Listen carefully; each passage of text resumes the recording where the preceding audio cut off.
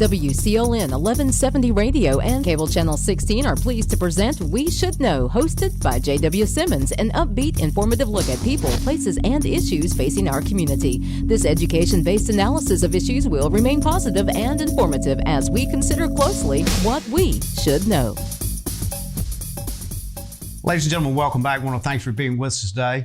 We're coming to you from Star Communications, Channel 16, also simulcast on WCLN Radio, each and every week at 2:30. Today we're talking about people that protect us, that look after us, that is out there and concerned about what's happening in our society today. We're fortunate to have with us a colonel with the North Carolina State Highway Patrol, Commander Freddie L. Johnson, Jr. April 7th, Colonel, the governor ladled you with that title and that mission. We also have the Public Information Officer with us, who is First Sergeant Chris Knox. Chris, you got a awesome responsibility of kind of making sure that that title and the name of the North Carolina Highway Patrol continues to be held strong. You're a graduate of the University of North Carolina, Asheville.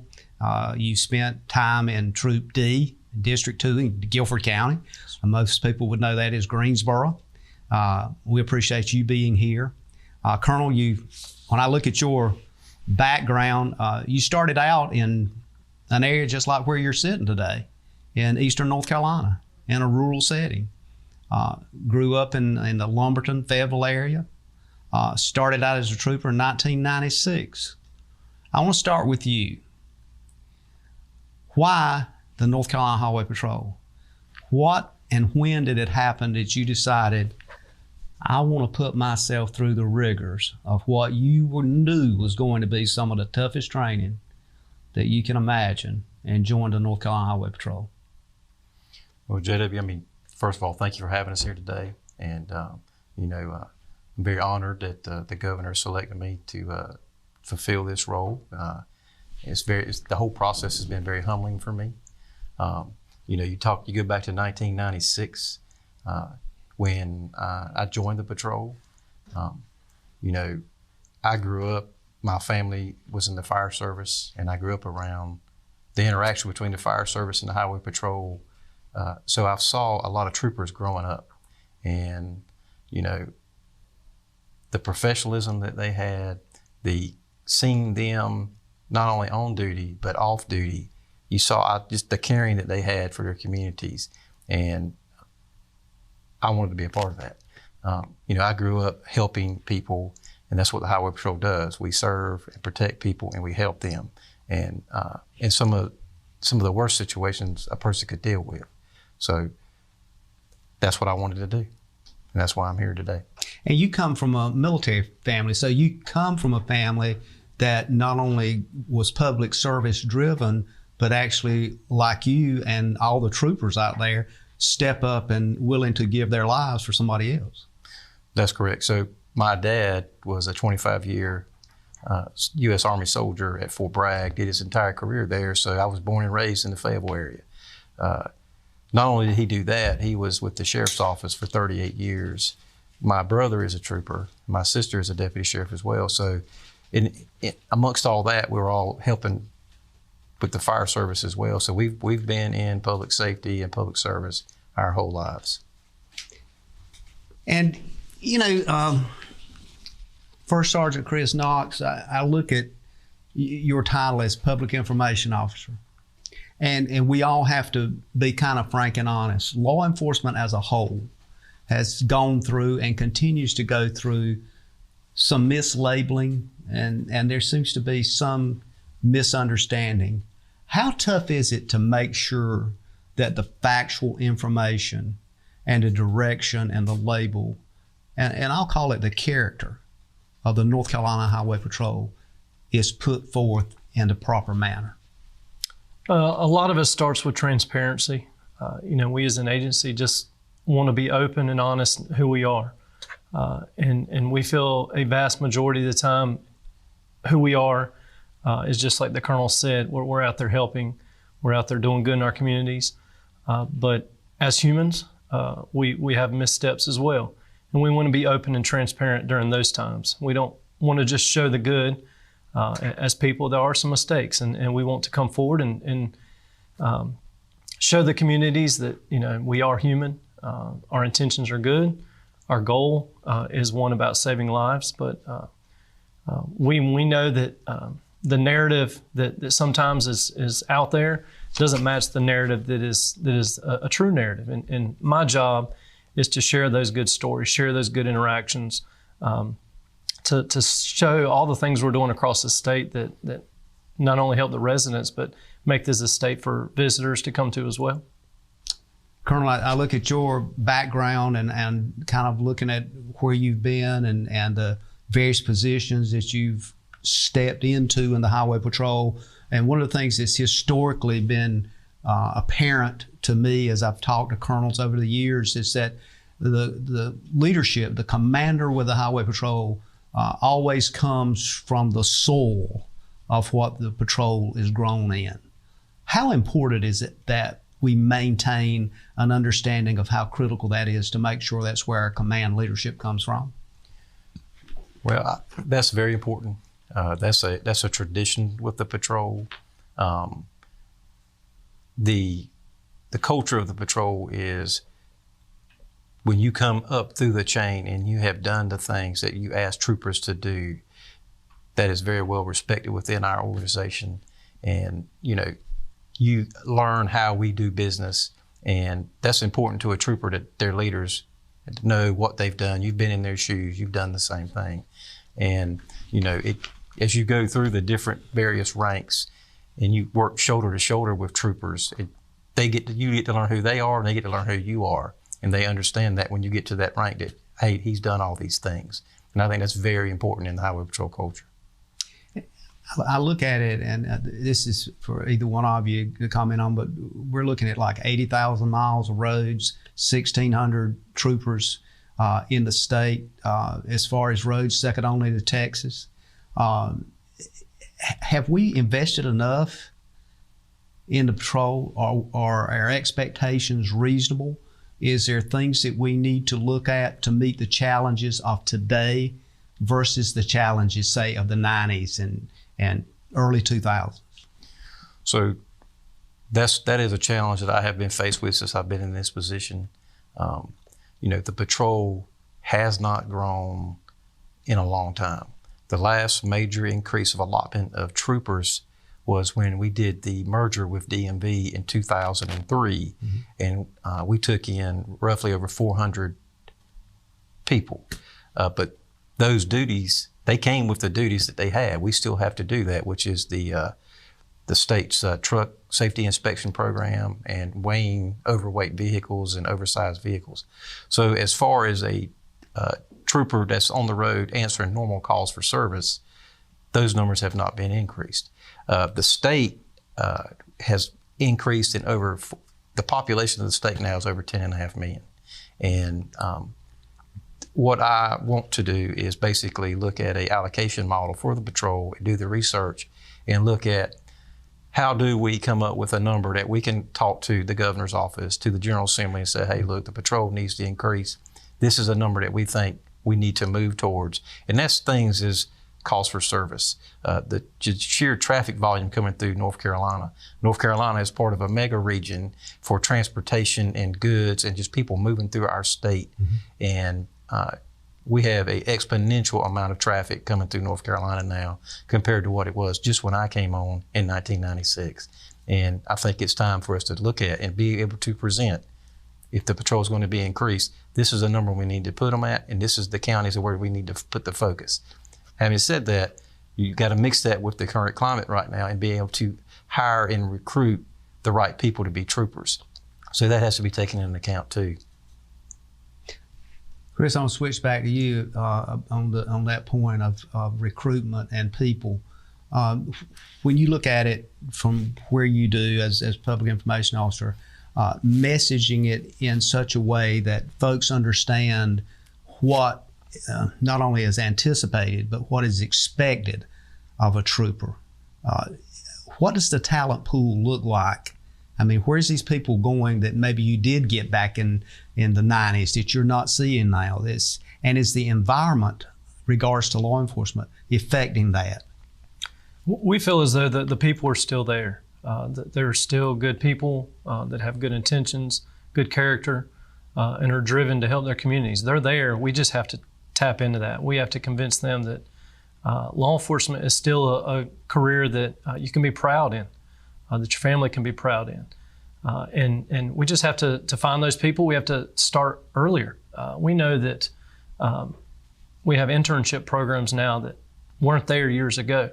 High school internship program, college internship program, to find these people before they start making that career path. I mean, there's so much pressure on these young people, even high school, to determine what they want to be when they grow up. Mm-hmm. And so we don't want to convince them necessarily the highway patrol is the way to go, but we want to tell them the things they need to do that can help them to go into a career in law enforcement, decisions that they can make at an early age that will help them to stay in our process. You know, there are certain things as far as a criminal background and things that automatically disqualify you. And, you know, we just want to reach these people, let them know that this is a job worth getting into.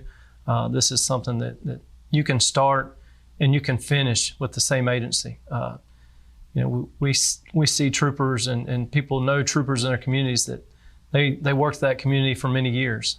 They were a fixture in their community. And we still feel that's the case, that, you know, this is a career that you can get into, that there's a lot of mobility, upward mobility, promotions that are available, but the job of helping people never changes no matter the rank, and it's a career that's still worth going into. Again, we've just made it a point of trying to reach them now at an even earlier age than we used to. And typically, from what I've understand from the past, one of the contacts they can make if they're interested, they're watching this show, is with the first sergeant or the sergeant with their local patrol station. They can just go there and say, listen, or they can go online and fill out an application. But oftentimes it starts with that. So we're going to take a break. The first segment's kind of drawing to a near here. So we're going to take a break. We'll come back and kind of fill in some of those blanks of the jobs that the patrol has, the functionality of it. Ladies and gentlemen, we'll be back in a moment. Stay tuned.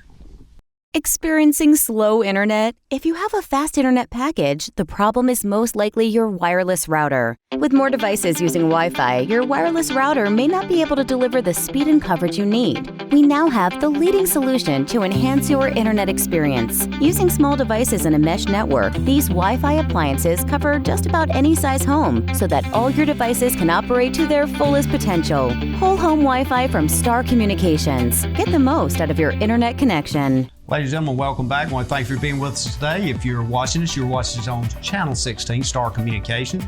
If you're listening to us on radio, it's WCLN Radio, and you also may be picking us up on YouTube or one of the Facebook platforms that this show's uploaded to. But we have the good pleasure today of talking to Colonel with North Carolina Highway Patrol, Colonel Freddie Johnson Jr., and also we're talking to Public Information Officer, First Sergeant Chris Knox. Guys, in the first segment, we kind of got into some of the reasons you got into this, a little bit about the patrol. Chris, you touched on some of the things, recruitment issues and that kind of thing. I think sometimes folks kind of see the uniform, they'll see a trooper and they go, well, you know, this guy works I-40 or we see him at a traffic accident and that kind of thing. But a highway patrol is a multifaceted, functional organization. I mean, we're talking everything from helicopters to fleet operations, motor vehicle fleets. I remember during the day that the trucks and so forth was a separate operation with DMV than the patrol, but now that's under the patrol. So let's talk about some of those things, particularly for folks that may be, maybe they're young folks, maybe it's a grandpa like myself and they got a grandson or something somewhere. They might be listening and saying, well, I didn't know that.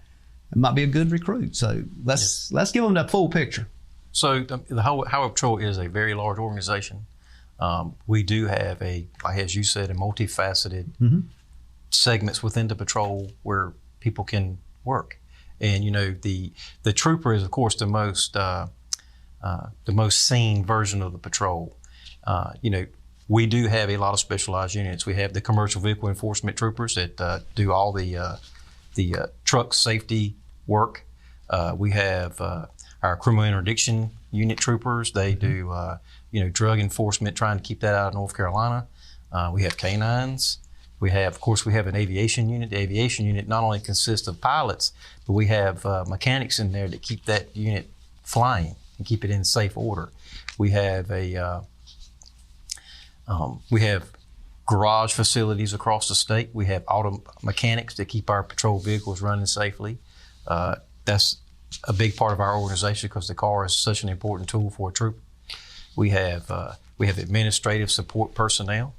We have telecommunicators that keep our centers running. When you dial star HP or you dial 911, that stuff is relayed to these communications and we get a trooper to you.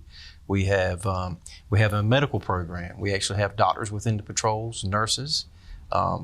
We have a rather large technical IT division on the patrol for folks with IT skills that can help make troopers, because the trooper has, not just his vehicle and his uniform, there's a lot of technology in a highway patrol vehicle. And we have people that make that work, and it's so crucial to what we do. I'm trying to think. We have a training center complex. We actually have a cafeteria on there. We had food preparation personnel. So the patrol is much larger than just seeing that trooper on the side of the road. There's a lot of people on the patrol that support that person you see to make all this work and be the professional organization that we are. What do we miss, Chris? Colonel laid it out really well. There's over 2,100 members of the Highway Patrol, and about 500 of those are civilian staff that the Colonel said support that trooper that you see out there on the road. We run the statewide communications center known as Viper. We have people that these towers that you might see out in your community that are in charge of overseeing that and installing that and ensuring that law enforcement, first responders across the state can communicate during times of crisis, during hurricanes, things we see, natural disasters. And the Colonel said it great that not everybody is meant to be in this uniform, but there's so many people that go into making this organization great. Whether they're the people that work in the garages or the people that are support in the offices themselves. So Colonel hit it. There's a lot of opportunities to serve your state and serve your community, and the Highway Patrol has a lot of options. A while ago, we talked a little bit off air about the demands of today's law enforcement officer and expectations that the public has regards to what you guys do.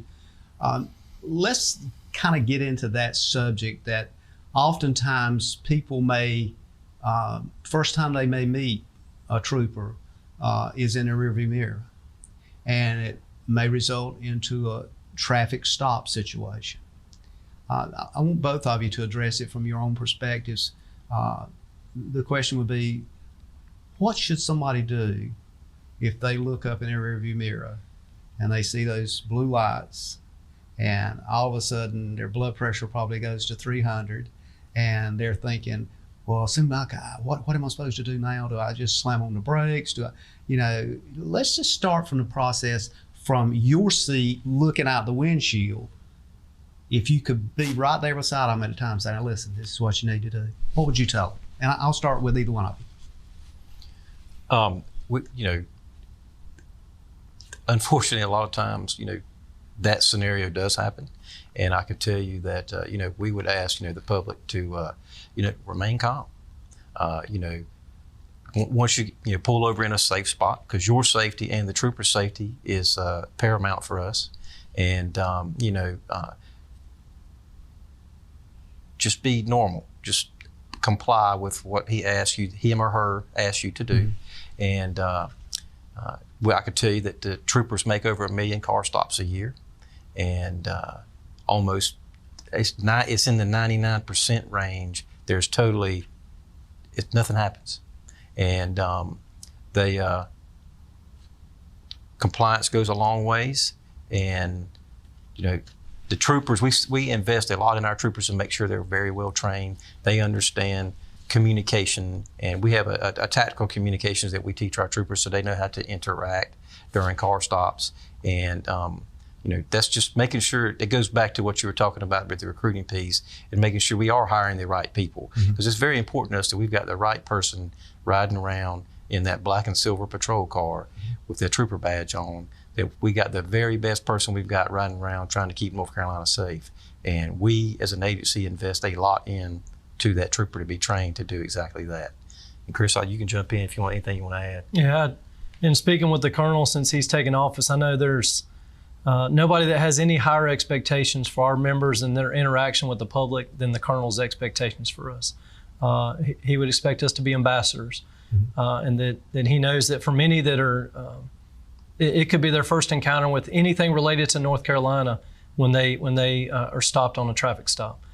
It's hard to explain to somebody that when we make that stop, the frustration they might feel, or the anger, or whatever the emotions might be, we potentially could have saved their life, or somebody in the car, or somebody they're sharing the road with. And our expectations and the expectations the Colonel set out for us is to be the utmost professional. And we understand that many times people aren't happy that they're being stopped. We get that part of it, but we hope the bigger picture at some point will set in that it's safety minded. The Colonel alluded to it, the training we go through and what we would expect. You see the lights and you pull to the right. The right side of the road gives you so much more room for them to be safe, for us to be safe. I've been hit twice sitting in my car on the collision scene. And, it's something where you're always looking out for your safety, but like the Colonel alluded to, the safety of the person we've stopped. We're constantly gauging if that person that we've stopped is just somebody that made a mistake that day, or is this someone who has bad intentions towards us. And so we're evaluating the person we've stopped, but we're always looking to ensure that, the dangers that come up from behind, such as a car or something that, someone fails to move over, we're always looking for that as well. So it's a very tense situation for that driver, but it's for us as well. And we know that mutual, the professionalism and the mutual courtesy goes a long way in ensuring everybody stays safe. Colonel, I think one of the things that I recall talking with some folks some years back, and I thought it was kind of important, the way they address it is one of the things one of the guys said. He said, the key and most important thing I want to see is I want to see the person's hands. I want to see, if they're stopped, you don't want to see them leaning over, digging under the seat, or grabbing inside of a console inside the car, because you don't know who you're stopping. You may run a license plate. That license plate may not be valid. You don't know who's on that car. So I guess what I'm trying to get a feel for here is that knowing that you may be in a situation that you got to be prepared for anything. Because I guarantee you, if both of you look back at just your careers right now, you've probably seen about everything. So folks need to understand what you're doing. You're also trying to anticipate probably some of the worst scenarios that could happen. And it might not necessarily be being hit by a car. It may be some person that's somehow disenfranchised that decides today is the day he's going to take care of everything around him. And Jed, I think you're spot on with that. It's important that the public, or like when you have that encounter with a law enforcement officer, that you don't do exactly what you just said. Don't reach under the seat. We don't. You may be reaching for your wallet. The law enforcement officer doesn't know that. Unfortunately for the Highway Patrol, we've had over 67 troopers killed in the line of duty, and we have to train them to prepare. And the best thing to do is to keep your hands where that law enforcement officer can see that. If it's at nighttime, turn your lights on, help them out, help him or her out, and so they can see what's going on in the car. Simple things like stopping a vehicle for a seatbelt, stopping a vehicle for speeding. They have led to some of the worst has happened on our agency. That has resulted in some type of gun battle where we've lost a member. And that's why it's just so important that we make sure they're well trained and that the public does that when we stop them. I want to follow up a little bit more on that when we come back from break. We're going to take a break. We'll be back. Ladies and gentlemen, stay with us. We're talking with the Colonel of the Highway Patrol, also the Public Information Officer, First Sergeant Chris Knox, and we'll be back in 1 month. At home or away, knowing who is at your door is priceless. Star Communications is here to help with its doorbell security camera by Skybell. Live viewing and two-way audio equips you with the ability to always see and greet anyone that shows up at your door. If this is the kind of confidence you are looking for, call Star Communications today at 1-800-706-6538 to learn more about this intelligent security that you can always depend on. Ladies and gentlemen, welcome back. We're talking about the North Carolina Highway Patrol. We're talking with a couple of folks that know a little bit about that. And it's Colonel with the Highway Patrol, Freddie Johnson, and also the Public Information Officer, First Sergeant Chris Knox. Guys, we've covered a lot of stuff, and we went to break talking a bit about traffic stops. We got into that a bit, and one of the things that we have discussions off air. Everybody knows that, but one of the things came up off air is that oftentimes folks need to, as you alluded to, Colonel, they need to have the kind of mental potential in their brain to understand what's going on when you get stopped, and it's not a court process. There's something else happening because you guys take an oath and you do that righteously as you can to do a job, to enforce those laws that somebody they elected made. So how do we get folks to understand that there's a process involved? Let's talk about that process a little bit. Maybe that'll help people from feeling so disenfranchised. And JW, you're right. And, one of the things that we would say is going back to like we talked about, when you get stopped with any law enforcement officer, comply with their instructions. And, the side of the road is not the place for that kind of argument. There is troopers, law enforcement officers take an oath to enforce the laws in North Carolina. And, those are laws that were put on the books by elected officials. And we train our folks to understand those laws and to enforce them. And, we would say, there's a saying right now in the law enforcement community, comply, and then you can complain later. The side of the road is not the place for that.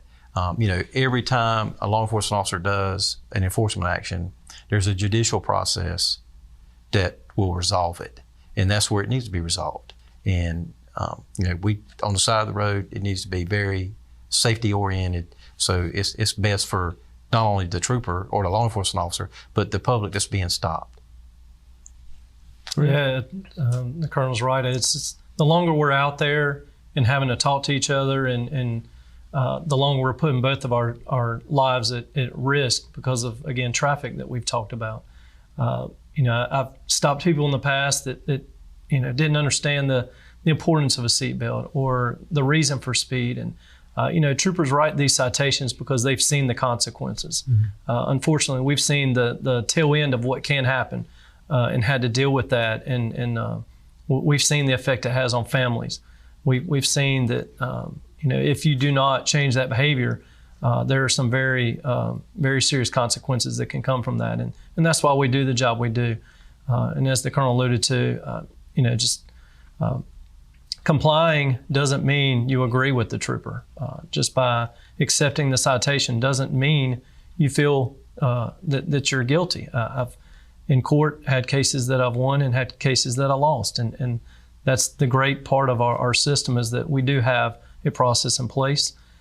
We would expect our members to be the utmost professionals, but again, we've discussed that we're humans, and if something doesn't go the way it should, there's a process for that, and so there are mechanisms in place for contesting a citation or complaining when someone doesn't do exactly as they should.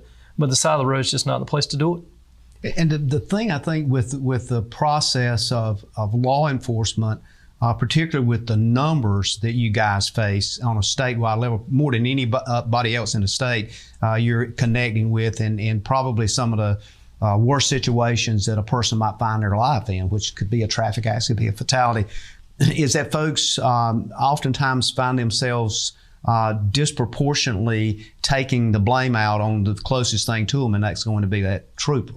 And The training you get, though, and this is something I want to get into to some depth, the training that you guys go through is exponentially related to behavior and understanding human behavior and interacting. We've seen so much on media channels in the past year, both during the pandemic and even post-pandemic, that kind of indicates that, well, law enforcement officers need to learn to be trained and understand human behavior. You get inanimate amount of training. Let's talk about that a bit, just as it relates to human behavior. I know local police departments are going through crisis intervention team training, which is behavioral health training. But you go through a lot of that stuff during your basic training, not only but in service as well. We do, and we make sure our people are well trained. They have different elements, whether it's tactical de-escalation training, crisis intervention training. We do our training in the basic school, but also we're mandated annually for annual in-service training. And there's a component in that training annually that deals with human behavior, juvenile sensitivity, minority sensitivity, de-escalating training. So we do that on a regular basis. So as you alluded to, troopers are very well trained, and that's our biggest investment is our people, and we make sure any training that we see will make a difference out there. That's our goal, is to get it to them. Chris, sometimes I think people kind of confuse, and maybe there's something leaning to being some positive, but they often see the North Carolina State Highway Patrol. In other states, it's called state police. But you guys don't get into the investigation process. That's usually left up to the SBI. But you do traffic accident investigation, which kind of confuses people. So help us understand some of the particulars of the things that you guys get involved in. So as a state highway patrol, our primary function is related to traffic safety. You would see other states, maybe Virginia, that has a state police that has a broader scope to what they typically do.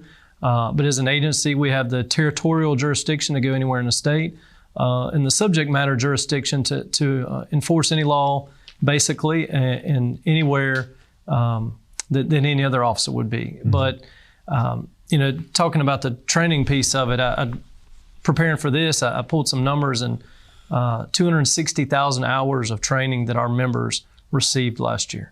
It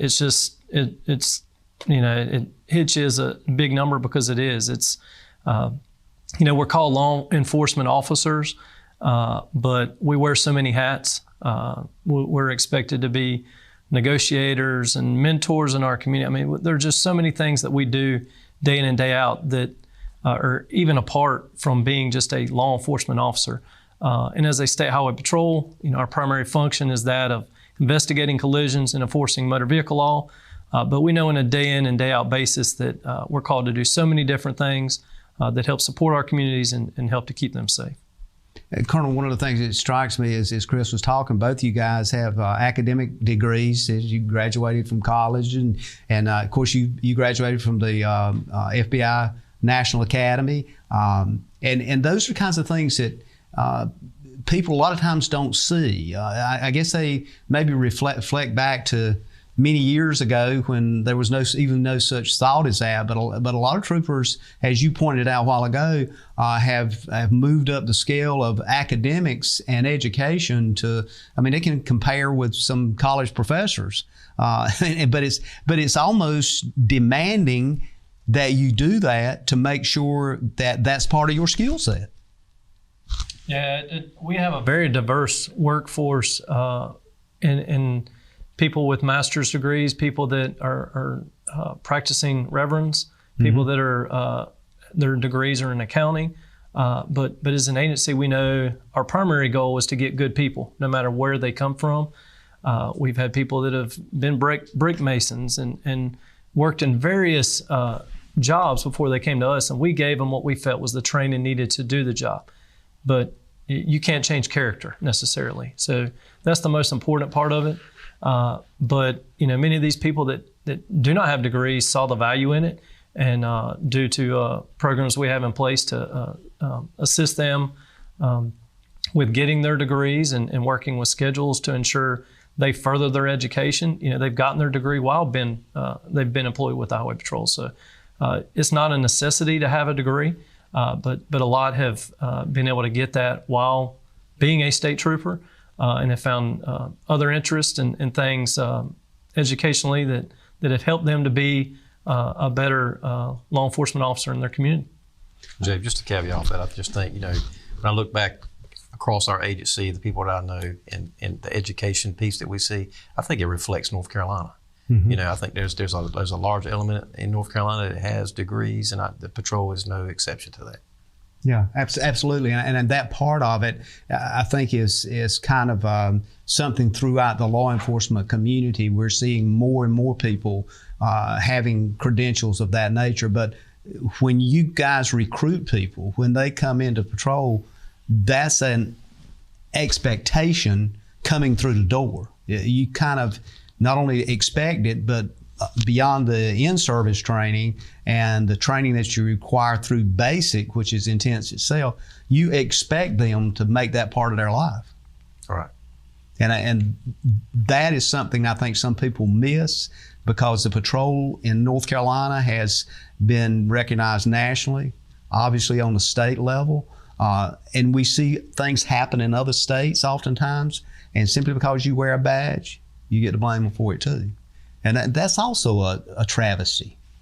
It is, and I think you hit on a very important point. In my position, I get to do a lot of national meetings, and I get to see, and I can tell you, and I'm sure First Sergeant Knox can tell you as well, a lot of states across the country, a lot of agencies within North Carolina look to North Carolina mm-hmm. on how are we doing business here. Mm-hmm. And I can tell you that we do a lot of best practices here in North Carolina, and we assist other states and a lot of local agencies with how we do things to make them a better organization.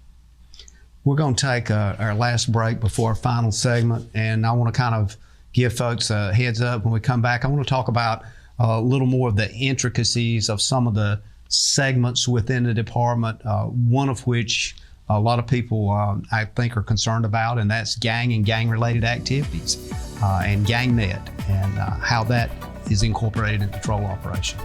Ladies and gentlemen, we'll be back in a moment. We're talking with Colonel with Highway Patrol and the PIO, First Sergeant. To get the most out of your electronic devices, you need a strong internet connection and a protected home Wi-Fi network. You need high-speed internet from Star. Star has the fastest, most affordable high-speed internet service available for all your devices. We have no long-term contracts or high-pressure sales. Our service speaks for itself, and switching is hassle-free. We take care of everything with free installation from a local company. High-speed internet from Star. Internet at the speed of life. Welcome back. We Should Know is on the air. We're coming up on our last segment today. If you've been listening to us on the radio and you've missed the first three segments, you get another shot at it. It airs again on Tuesdays and Thursdays on Star Communications Channel 16, also uploaded to YouTube, various other social media platforms. And we're talking with folks that you really need to meet and talk to a little bit and get to understand the troopers with the North Carolina Highway Patrol. And who knows more about that than the colonel with the Highway Patrol? And Freddie Johnson, you are the colonel as of April. And Chris Knox is a public information officer. As we've been talking today, I've been trying to figure out who's got the hardest job. Chris, I don't know. I know the colonel's got a lot of responsibility. Yeah, you ain't gonna disagree with that. I tell you, that is 100% guaranteed, Colonel. It is a heavy weight, is it not, Colonel? Yeah, it's a very high honor. It's a lot. We're a very big organization. It's a very big state, and we've got a lot of good people out there, and trying to make sure that they're taken care of. It is a huge weight. Yes, sir. One of the things that interests me with the patrol, Chris, is that as large as it is, and as I guess as much involvement it has in different departments, you guys are also intrinsically involved in communities in this state. Let's talk about that a little bit and how you engage and maintain that community connectivity, because both of you really come from different communities. You're Greensboro area, Chris, and Colonel, you're from the Lumberton, Fayetteville area, east, west, middle part of the state. two different areas, but you have to engage those communities somewhat differently depending on where the troopers are. Absolutely. It's I remember it started for me in my basic training that when I got assigned to a training officer, he showed me very quickly the importance of establishing relationships with the people that we serve. And we would take breaks at fire departments and EMS bases and get to know the people in our community, stop at the gas stations, talk to people. Our troopers are expected to enforce the law, but they're expected to build relationships and to educate people about the law as well. We have troopers around the state whose primary function is to do educational programs. Last year in a COVID impacted year, we still did over 4,500 community education programs. These are programs that are done at Boy Scout troops or schools, talking about safety and personal safety and traffic safety. So we really pride ourselves on trying to reach people before we face them in sometimes as a negative situation. They've had a collision or are being stopped on the side of the road. Maybe we're doing an investigation and looking for a hit and run. Who better to help you find someone than the people that know everything about a community? I found so many people I was looking for who had warrants and who had been involved in some type of criminal activity by way of a local gas station where people hung out and drank coffee. And being engaged in the communities we serve is a big part of what we do, and it's something that as an agency we promote and push to our members. Colonel, what I hear him saying is allies, not adversaries. That's right. And one of my visions for the patrol is about relationships. And you're right, Chris and I have both worked in some very diverse communities. And my expectations from troopers is for them to be able to work across racial lines and socioeconomic lines. And that's where we get the biggest impact is when, we can work across lines. And that's why the patrol is the organization that it is now. And, I've renewed that vision again for our folks to be sure they're out engaging all aspects of the communities that we serve in, because it is very important, especially in today's time. And particularly, it seems in the past few years, we've seen a lot of influx in multicultural kinds of things in our communities, and a lot of folks that do a lot of work in our communities are from South American countries, and some are hold green cards. And particularly in this area, in Eastern North Carolina, we do a lot of good farming. There's a lot of good stuff grown here, and we got to have people to do those jobs, and we see a lot of that. At the same time, I want to touch on something that a lot of folks have heard about, and we know that they're out there, and they're these organizations that are criminal organizations, people coming together to commit crime, and oftentimes we refer to them as gangs. They're there in North Carolina. They exist with various motorcycle clubs. Some of them, not all of them, are in those areas. You guys have a unit that kind of stays focused on that to make sure that you're dialed into what's happening in the state. Can you touch on that a little bit? So one of the things that we do as an agency is we partner with local law enforcement and some other organizations, but primarily in North Carolina, the State Bureau of Investigation has a fusion center. It's represented by different organizations, different law enforcement organizations. And I have placed a full-time lieutenant in that unit with so we're getting all the information we need to get so we can engage in the communities that we serve. And then at the same time, we can get the correct information to our troopers out there so they're aware of what's going on. Because that is an element of our duties, is to work in that environment. One of the things that's interesting in this too is that, we're not singling out any particular group, but somebody pointed out to me the other day that we may be seeing a potential influx with folks that are representing the criminal cartels in Mexico, and that, of course, with what's going on at the border, depending on it's become a political spin, so I'm not getting into that, but what's going on at the border, apparently a lot of folks are coming in. Some of them looking asylum, some of them maybe not, but oftentimes they end up for some reason on this I-40 corridor, and it runs right through our state, and we kind of get enveloped in that. So it's important to kind of track that and find out what's happening, because the folks that are coming here that are coming here for the purpose of asylum or to work, they're trying to flee that, but yet it's following them. And you're spot on. A lot of the stuff at the border is ending up in North Carolina. Our criminal interdiction unit does a lot of work with Department of Homeland Security and the DEA, and so we do have a role in that in North Carolina and trying to keep that under control and assisting those agencies. So that the stuff at the border does tend to end up here because we have, like I told you before, North Carolina is a mega region for transportation. There's a lot of stuff coming through our state.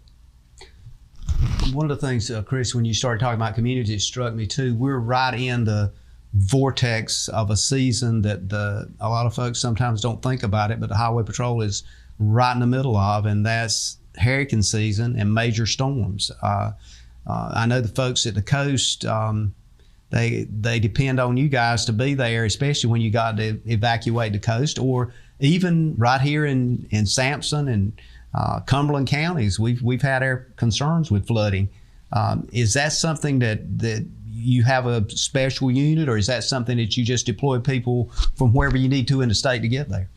Yes, we have a large footprint when storms come. The Highway Patrol is a part of North Carolina's Department of Public Safety, and within that you have agencies such as Emergency Management that are direct as far as being preparing, planning, and then implementing a plan for helping people during storms, and we work alongside them.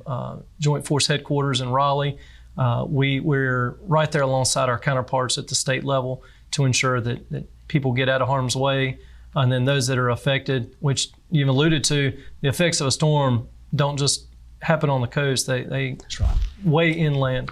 And so we have a big part of that. We pull troopers from all over the state and send them to areas. We're planning well ahead of a storm. I know days and weeks out, we're tracking it, working with all of our partners to see where it's going, what the potential impacts are, and where we can best implement a plan of putting our people. I remember during one of our latest storms just a couple years ago, I remember the colonel was a major then, and I remember getting pictures of him out there. Mm-hmm. The road was completely flooded. Him and other troopers are out there keeping people from driving into these flooded waters, which is typically where we see our fatalities. Not as the storm's coming in, but after the storm is going away and we have these roads that are flooding, people are not seeing them. We put our people in these areas to identify these roads, close them, and have that potential for saving lives there. So yeah, we have a large impact when these storms come our way. And we're losing one of our key leaders in Raleigh, Mike Sprayberry, was down here a while back, sitting right where you were, and we kind of give him a shout out. He's done a great job. That team in Raleigh ends up somewhere in eastern North Carolina. Yes, sir. And, I can't say enough about Director Mike Sprayberry. He is a big partner to us. Great guy. When we all partner together and work in a unified command like we do, he helps make sure that our folks are taken care of, because we rotated the last big hurricane that hit the state. We rotated almost 1,100 troopers through those areas. Wow. And, when you move that kind of footprint around, we can't do that by ourselves. EM helped us with that. So I can't say enough about him, and I absolutely wish him the best in his retirement. We got a few more seconds coming up here, and I want to give both of you time to kind of any last minute thoughts you have and that kind of thing. And sometimes we run into kind of closing quick. So I'll start with you, Colonel, since you outrank everybody in the room, and let you kind of give us your comments. No, just again, Joby, thank you for having us today. And I would just say to the public out there, we do appreciate your support. In today's time, I can tell you that we do see a lot of kindness. Sometimes the reporting may not show that, but I can tell you the feedback I get is that we see a lot of good comments from the public, and we need that support. That's exactly right, Colonel. I have people daily just come up and thank me for my service, and it's a partnership, us and the community. We're in this together. We're not the adversary. We're all in just working together to make this a better state. Gentlemen, I want to thank both of you for being with us, and you have a seat at this table anytime. Just continue to text me or call me, and we'll make it happen, because, hey, without your voice and your input, we all got problems. Sure. Thank you. Ladies and gentlemen, thank you for being with us today. We look forward to seeing you again each and every week right here and talking to folks to maybe help us understand and educate us. Look forward to seeing you again next week, and may God bless. Thank you for tuning in to this week's episode of We Should Know with host J.W. Simmons. If you have a question, comment, or suggestion regarding this or any episode, please send your emails to weshouldknowedu@gmail.com. And remember to tune in every Tuesday at 2:30 for another informative episode of We Should Know.